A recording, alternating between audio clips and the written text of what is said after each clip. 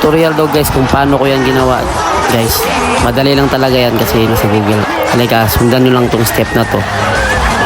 Punta ka sa Google, search mo Bigel AI. Pagkatapos Bigel AI, try on web.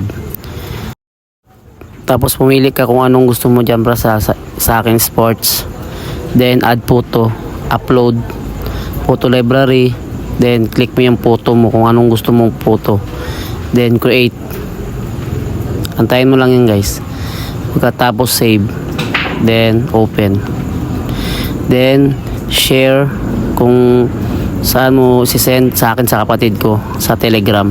Kasi sa Messenger kasi bababa yung quality, kaya sa Telegram ko sinend para maganda pa rin yung quality niya pag na-download mo na.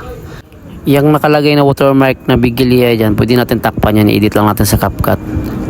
Lagyan natin ng text na smiley, pwede na yan para mawala. Then export. Tsaka yun may video ka na ano. Madali lang yan guys, sana masundan mo.